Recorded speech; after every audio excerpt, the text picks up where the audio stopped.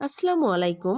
আমার যখন খুব মিষ্টি খেতে ইচ্ছা করে তখন আমি ঠিক যেভাবে ঝামেলা ছাড়াই মাত্র 5 মিনিটে মিষ্টি তৈরি করে ফেলি, আজকে সেই রেসিপিটি আপনাদের মাঝে শেয়ার করব। আশা করি আজকের এই সহজ রেসিপি আপনার ভালো লাগবে। যদি ভালো লেগে থাকে তবে অবশ্যই লাইক দিয়ে সম্পূর্ণ ভিডিওটি দেখে যাবেন। তাহলে চলুন কথা না বাড়িয়ে আমরা মূল রেসিপি শুরু করে দিই। আমি প্রথমে এখানে নিয়ে নিচ্ছি 1 লিটার দুধ। আমি দুধটাকে শুধু বলক আসা পর্যন্ত অপেক্ষা করব। যখন দুধে বলক এসে গেল ঠিক এই পর্যায়ে চুলাটা অফ করে এখানে দিয়ে দিব ভিনেগার মিশ্রিত পানি। আমি ভিনেগার নিয়েছি 3 চামচ পরিমাণ এবং পানি নিয়েছি 3 চামচ পরিমাণ। সেটা চামচের সাহায্যে নিয়ে একটু করে করে দিয়ে ছানাটা কেটে নিব। এই মিষ্টির ছানাটা একটু নরম করে কাটলেই ভালো হয়, তবে শক্ত হলেও ব্যাপার না। নরম করে কাটলে মিষ্টিটা বেশি মসৃণ হবে এবং নরম হবে। পানিটা একদম সবুজ হওয়া পর্যন্ত অপেক্ষা করব না, ঠিক এ পর্যায়েই নামিয়ে ফেলবো। নামিয়ে একটি ছাঁকনিতে খুব ভালোভাবে ছেঁকে নিব এবং পানি দিয়ে ধুয়ে নিব। এতে করে ছানার ভিতরে যে টক ভাবটা থাকে সেটা চলে যাবে।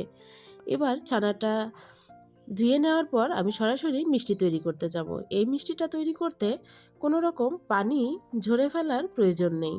ছানাটা কেটে সঙ্গে সঙ্গে নিয়েই মিষ্টিটা তৈরি করে নেওয়া যায়। এভাবে হাত দিয়ে কিছু সময়ের মধ্যে সফট করে নিব। দেখুন আমার মিষ্টির ছানাটা রেডি। এখন আমি চুলায় প্যান বসিয়ে এখানে দিয়ে দিব হাফ কাপ ঘন করে জাল করে রাখা দুধ এবং তার সঙ্গে দিয়ে দিব চিনি 3 চামচ পরিমাণ। এখানে মিষ্টিটা আপনারা আপনাদের পছন্দ মতো দিতে পারেন। দেওয়ার পর কিছু সময় জাল করার পর আমি এখানে দিয়ে দিব যে ছানাটা আমি মথে রেখেছিলাম সেই ছানাটা দিয়ে এবার খুব ভালোভাবে দুধের সাথে মিশিয়ে নিব, যেন এর ভিতরে কোনো গুটি গুটি না থাকে সেদিকে খেয়াল রেখে একটু ভালোভাবে মিশিয়ে নিতে হবে। এখানে দিয়ে দিব 1 চামচ পরিমাণ ঘি। ঘি যদি আপনাদের না থাকে তাহলে না দিলেও চলবে। ঘিটা দেওয়ার পর অনবরত নাড়তে থাকতে হবে। অনবরত না নাড়লে তলায় লেগে যাবে, তখন আর মিষ্টিটা খেতে ভালো লাগবে না। তাই অবশ্যই অনবরত নাড়তে থাকতে হবে। অনবরত নাড়তে নাড়তে যখন দেখবেন যে প্যান থেকে ছানাটা আলাদা হয়ে আসছে, ঠিক এ পর্যায়ে বুঝে যাবেন যে আপনাদের ছানাটা রেডি। এখন একটি পাত্রে ঢেলে নেব। পাত্রটাতে আগে থেকে একটু ঘি ব্রাশ করে নিয়েছি, আপনারা চাইলে তেলও ব্রাশ করে নিতে পারেন। এতে করে মিষ্টিটা যখন আমরা ঠান্ডা হওয়ার পর ঢেলে নিব তখন খুব সহজেই বেরিয়ে আসবে। সমানভাবে চতুর্পাশ দিয়ে আমি সমানভাবে ছড়িয়ে দিব। ছড়িয়ে দেওয়া হলে এখন আমি রেখে দিব 2 থেকে 3 ঘন্টা নর্মাল ফ্রিজে ঠান্ডা হওয়ার জন্য। ফিরে এলাম 2 থেকে 3 ঘন্টা পর। এবার আমি মিষ্টিটাকে বের করে দেখিয়ে দিচ্ছি।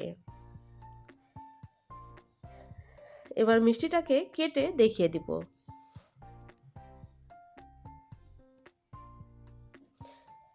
এই মিষ্টিটা তৈরি করা খুব সহজ এবং খুব সহজেই কিন্তু মিষ্টিটা তৈরি করে নেওয়া যায়। আপনারা চাইলেই যে কোনো সময় এই মিষ্টিটা তৈরি করে নিতে পারেন। আশা করি আজকের সহজ রেসিপি আপনার ভালো লেগেছে। যদি ভালো লেগে থাকে তবে লাইক, কমেন্ট, শেয়ার করতে ভুলবেন না। আর আমার এমন সহজ সহজ রেসিপি দেখতে চাইলে অবশ্যই চ্যানেলটিকে সাবস্ক্রাইব করে বেল বাটনটি অন করে দিবেন। এতে করে আমি ভিডিও আপলোড দেওয়ার সঙ্গে সঙ্গে আপনার নোটিফিকেশনে চলে যাবে এবং আপনি খুব সহজেই আমার রেসিপিগুলো দেখতে পারবেন। হুবহু মিষ্টির দোকানের মতো সাদা মিষ্টি এবং রসমালাইয়ের রেসিপি দেওয়া আছে, অনেক গুরুত্বপূর্ণ টিপস সহ। আপনি চাইলে দেখে নিতে পারেন আমার চ্যানেল থেকে। সবাই ভালো থাকবেন। আল্লাহ হাফেজ।